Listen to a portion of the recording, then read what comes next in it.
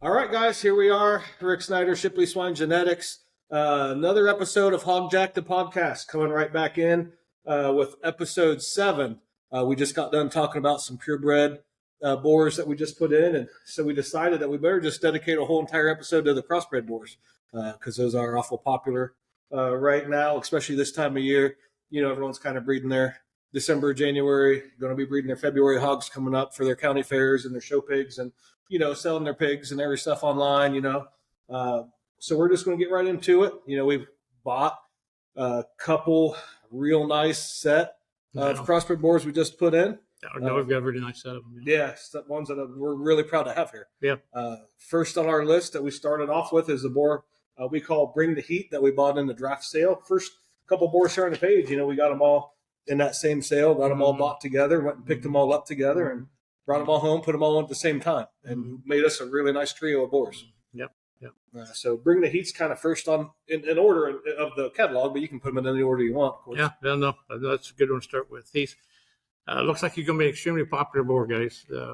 Farham's doing a very, very good job raising crossbred boars, and this guy is a wide awake son.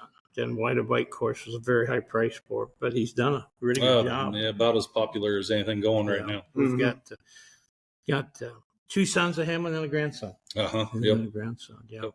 But one guy that's a little more moderate about his length, really square when you view him down his top or from behind, opened up really good. I'd call him way above average on bone and foot size. Spread to his toes and foot's phenomenal. Yeah. And you talk about, let's put a perfect skeleton in a purebred. He's got about as perfect a skeleton as you want to put in a crossbred. Yeah, really good. He does. Yeah, really special. Really stout skull hold too. Yeah. Just moves so well. If you guys watch that video we put up, boy, he just floats around the yard. Oh yeah, on that video. And not to kick a dead horse, guys, but rib and volume. Mm-hmm. The rib and volume. That's kind of what's winning. Yeah. And I laugh every time I think about hair, guys. Yeah. But if you want a hairy boar, he is one hairy boar. That's what people. He's the hairiest one we own. Yeah, he is. The picture kind of doesn't do that maybe justice, but he is. Come see him in person. You'll see what we're talking about. He is shaggy. He is shaggy. We could have named him that. Yeah, that'd been a good name. Yeah, been a good name. I think it'll be really fun one for you guys to use. Yep. Yeah, and we've already been plugging him in already. Oh, yeah. And I mean, he's a boar that makes really high quality doses. He makes a big bag of semen, which is a great thing for us because it gets us the opportunity to get him out to more people. And this last collection we've had, we've probably bred, at least 5 or 6 between the bred gilts and the sows, and sold some, in one collection. To be able to cover 5, 6, 7, 8 sows on one collection's impressive. Guys, we try to keep our prices as low as we can. And these guys at $250, I promise you, at some of the boar studs that he would fit in at very, very well. He'd be $750 to $1,000. Yeah, easily. I imagine. Yeah, he's pretty good. Cool. Next one, All Too Well. Guys, he come from Weimers. Anybody that knows Weimers know that their hogs have got product. Known for muscle. This guy would be way heavier boned than most of them, and super square, monster, big top and rump. I think he's tailor-made for a little more production-oriented kind of sows. Would you agree? I agree, yeah. Yeah. Lots of power and maybe just the prettiest profile in one we got. I was just about to say that profile was just beautiful. Elevation, head and neck, carriage, Yeah, and there's the video ties really spatial. Yeah, tremendous video. Ties out of his neck really high. Yeah. Now, he would be a grandson. Yep. Of Wide Awake. He would. And where Bring the Heat was a direct son. Yeah. We're going to turn the page and we're going to talk about Coming in Hot, which another of the Wide Awake sons. It is. 4 that we bought in that same sale, that draft sale that ended up being a really powerful sale. And I really feel like we got kind of the pick of the crossbred boars. Yeah, we got the ones we wanted. We did. Yeah. Guys, extremely wide-based, big ribs, center body's good, bones extremely good, feet and legs good. I don't think he's quite as tall-fronted as a Kilmer or as the All Too Well. No. But boy, you talk about a power boar. A lot of thickness in the Yeah. and coming in hot. And I can see us using him as much as anything on our kind of sows because our sows much bigger and need all the power that he has. And you guys, a lot of you guys know Kilmer's pretty well, and if Kilmer's, they do a really good. They job. do a really good job, and their hogs, they will flat generate power. Flat generate power. Yep, no good hog. Yeah. Cobalt next, okay. Sure. Yeah. Next one in line is Cobalt. Yep.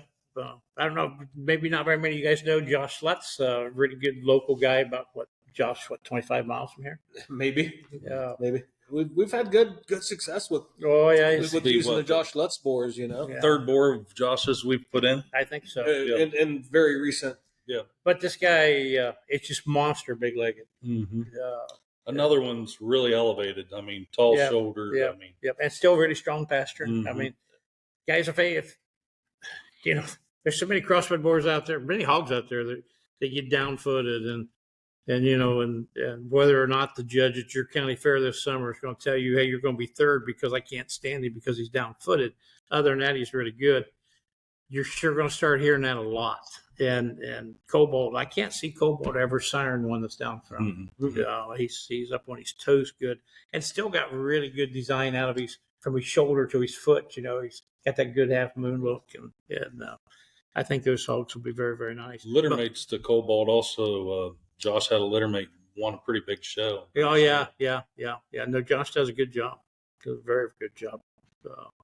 But another one of those boars, guys. He's Cyber Buckle Up, which is tricked out to the littermate brother.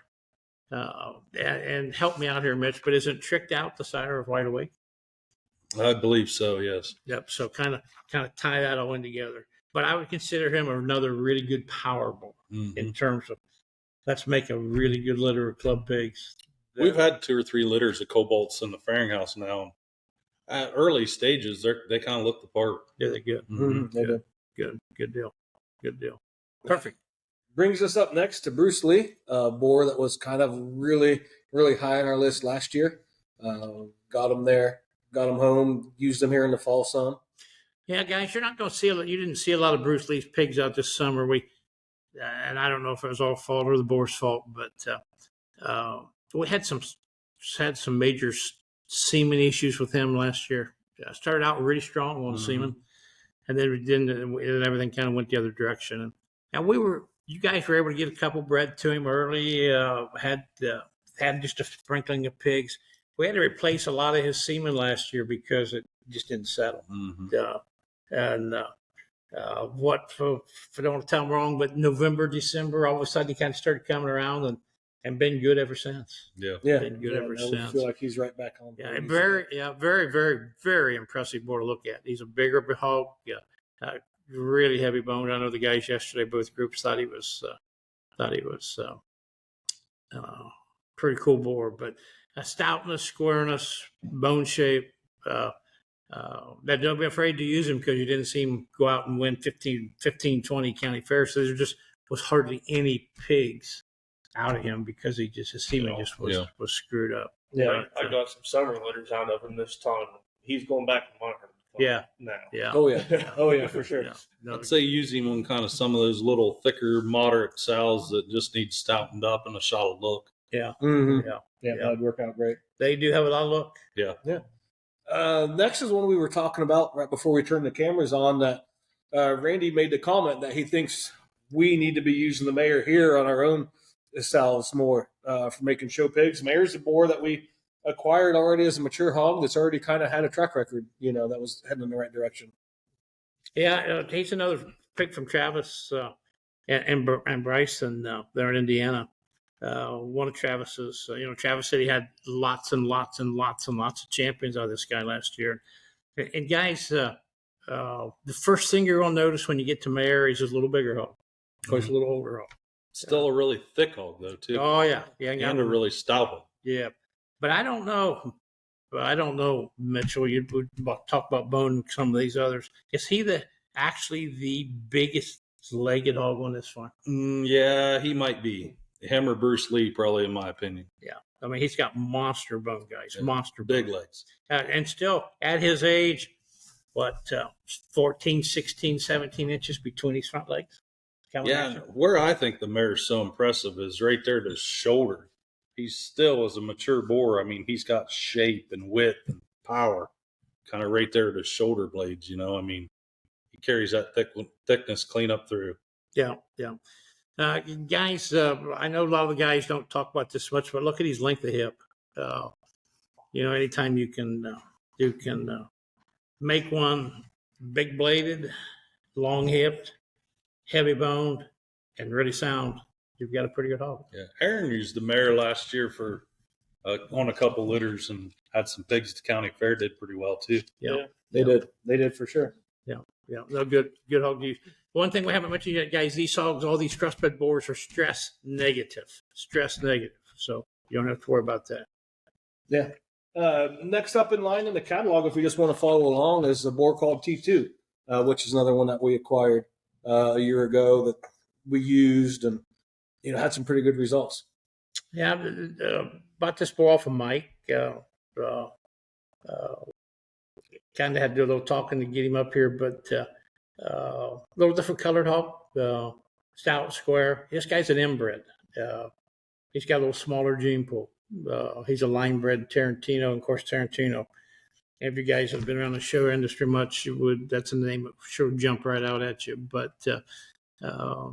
also the Red 7 back in there too. That's a boar down there that's done a phenomenal job. Yep. But that would, I guess last year I kind of considered him our number one crossbar, and he's done a very, very, very, very nice job. Very nice job. A couple other boards I wanted to talk about, guys, is Floret and Jigsaw. We've had I've got several texts with pictures of the Floret pigs. I've just had 2 or 3 with Jigsaw. Of course, those pigs would just now be getting big enough. Floret come from Keynes. Good tall fronted boar. You had some Floret pigs, didn't you, Aaron? Yeah, I had some Floret pigs this spring too, summer. Yeah, they're nice pigs. Yeah. Heavy bone square made boar. Maybe not quite as much power as a couple of the boars we talked about, but boy, the pigs sure look good. One I sure wouldn't hesitate to put in a few sows. The other one, guys, is Jigsaw. And Jigsaw come out of Missouri, and I've got a picture of a couple of Jigsaw pigs that look like they're weighing maybe 60 pounds, 50 pounds, that are just flat good. Tall fronted boar. An inbred pedigree, and you guys have listened to our genetic tape. Inbreeding has got some value in these crossbreds. But I think that guy is going to end up being a really, really, really good sire in the next 2-3 years. So I sure wouldn't hesitate to use Jigsaw. We've had Ish for 3-4 years? Yeah, we've had him for a while. Acquired him already kind of a little bit of a mature hog when he came here, and we've used him heavy. And he has done a lot of winning. He has. You guys jump on him. He's been around here a long time and really has always looked really young. We talk about youthful looking boars. Yeah. Now he's going on getting close to 5 years old. All of a sudden this spring he started to look old. Yeah, he has started to look old. Yeah. Huge legs and forearm. I mean, just extremely stout and square. Ish is one that make you a little prettier set. He puts a little more elevation in them. And a little more lateness and maturity, too. Yeah, maybe take him to a little bit of rib and body, in my opinion. But still, does a phenomenal job. Blue collar, black collar, guys. They're a pair of litter mates that we got off Manny Kemper. They're both sired by Choir Boy, which Choir Boy was a boar here that we got off of Travis Perry. I mean, did a really just nice job. power hog cool extreme. Power hog extreme. Yeah. And these two kind of follow that same style. I mean, lots of thickness, lots of power. If you had a planer type sound. Absolutely. Yep. And then for about 5 or 6 years, Lawless was our number one. Yeah. Lawless was phenomenal. Yeah. I'd hate to bet how many hundreds and hundreds and hundreds of champions that guy sired in his lifetime. Yeah. So it was kind of an interesting pedigree. Yeah, it was kind of a no-brainer for us. We can go back and bring some of that Lawless back in here. And then Choir Boy was we didn't have him quite as long, but we had some issues with him. Mm-hmm. way before we should have had. We should like to had him another couple of years, but gives us a chance to go back here and use some of that stuff. And early on, I thought blue collar was the best one. I guess maybe he still might be my pick, but that doesn't mean black collar won't outside. Yeah, absolutely. Right, exactly. Both of them are cool boars. It's kind of a nice pair. It's nice to be able to have a choice or variety when you have, a pair that you kind of like them both. So, either way, I don't think there's a bad decision there. Yeah. So anyhow, guys, more moderate frame size. Yep. If you got taller sows, they'll bring them down. If you got little dinky sows, I probably wouldn't use them. Yeah, And we've got other options we could use instead. Yep. But rib cage and center body and top shape and rump shape and hip and hind leg and bone and all the intangibles you can't change with a feed bucket they have. And with Well, it's a heck of a lot easier just to breed it in them originally than try to feed it into them after the fact, isn't it? Yep. And I think a pair of boars that actually will really generate for guys.